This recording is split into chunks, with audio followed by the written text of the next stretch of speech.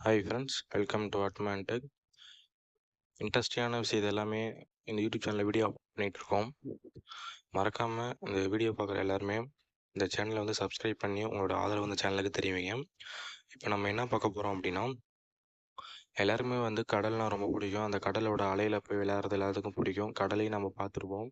இந்த கடலுக்கு வந்து எல்லையே கிடையாது அப்படிங்கிறது நமக்கு தெரியும். இந்த உலகத்தில் 3ல் முக்கால்வாசி பங்கு வந்துட்டு தண்ணியில் தான் வந்துட்டு நம்ம இருக்கோம். ஏன் அப்படின்னா, இந்த கடலில் முக்கால்வாசி வந்து கடலால் தான் சூழப்பட்டிருக்கு.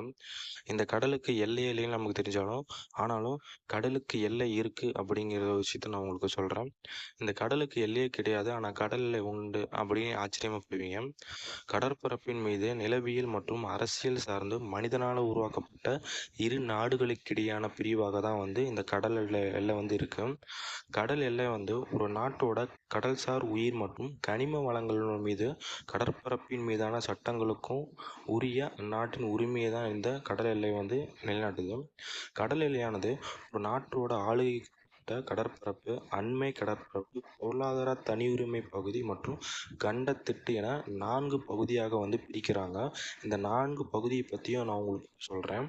அதாவது ஃபஸ்ட்டு வந்து ஆளுகைக்கு உட்பட்ட கடற்பரப்பு, அதாவது டெரெஸ்ட்ரியல் சீஸ் சொல்லுவாங்க.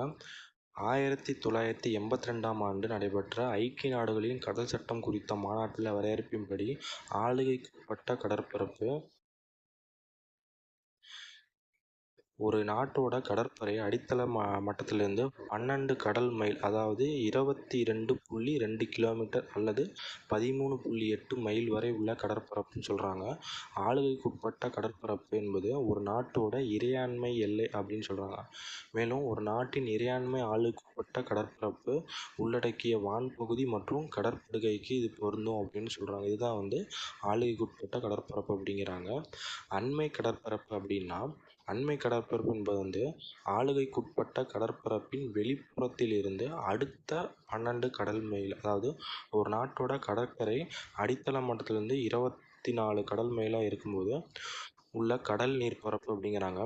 அண்மை கடற்பரப்பில் ஒரு நாடு அதன் சுங்க, நிதி, வரவு, குடியமர்த்தல் மற்றும் சுகாதார சட்டம் மற்றும் விதிமுறை மீறல்களை வந்து தடுக்கவும் கண்காணிக்கவும் வரையறை செய்யுது. அதாவது யாராவது வந்து அந்நிய நாட்டிலேருந்து இங்கே வந்து கடல் வழியில் வந்து இப்போது நம்மளுடைய இதுக்கு வந்து யாரும் நுழையாமல் இருக்கிறதுக்கும் ரோந்து பணியாளர் செய்வாங்க. அந்த இடத்துக்கு வந்து அண்மை கடற்பரப்பு அப்படின்னு சொல்கிறாங்க.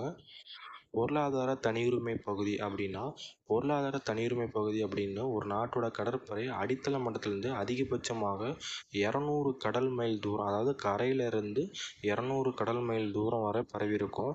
இது அண்மை கடற்பரப்பையும் உள்ளடக்கி தான் இருக்கும். இப்பகுதியோடு மீன் வளம், கனிம வளம், பெட்ரோலிய ஆய்வு போன்ற அனைத்து வளங்கள் மீதான உரிமைகளையும் மற்றும் வளங்கள் சார்ந்த கழிவு மேலாண்மையும் அந்த நாடே கட்டுப்படுத்தும். ஏன் அப்படின்னா, இந்த பகுதியின் வழியாக வேறு நாட்டின் கப்பல்கள் பயணிக்கவோ அல்லது ஐக்கிய நாடுகளின் விதிகளுக்கு உட்பட்டு கடற்பில் வேறு நாடு கழிவுகளை கொட்டவோ தடை செஞ்சுருப்பாங்க. தடை செய்கிற அதிகாரம் வந்து அங்கே இல்லை. கண்டத்திட்டு அப்படின்னா, இது நீரின் மேற்பரப்பிற்கு அடியில் உள்ள மண்ணையும் நீட்டிக்கப்பட்ட நீர்மூழ்கி கப்பல் பகுதியின் நிலத்தடி கடற்பரப்பையும் கொண்ட பகுதியாகும். இது குறிப்பிட்ட மாநிலம் அல்லது நாட்டின் கடல் எல்லையிலிருந்து 200 கடல் மைல் தூரம் வரை நின்றிருக்கும். இது நாடு அல்லது மாநிலத்தின் பிராந்திய கடல்களின் பகுதி முழுவதும் கடலில் உள்ள சர்வதேச எல்லை வரை கண்டத்திட்டு விளிம்பின் முழுமையான வெளிப்புற விளிம்பு வரை இது நீடிச்சிருக்கும். இந்த 4 பகுதியாக தான் வந்து ஒரு நாட்டோட கடல் அமைப்பு வந்து அமைச்சிருப்பாங்க. அதாவது நம்ம இந்தியா அப்படின்னா நம்மளுக்கும் இந்த 4 கடல் இது பொருந்தும். இதுக்கு மீறி நம்மளால் அடுத்த கடல் எல்லைக்குள்ளே நம்மளால் இல்லீகலாக போக முடியாது.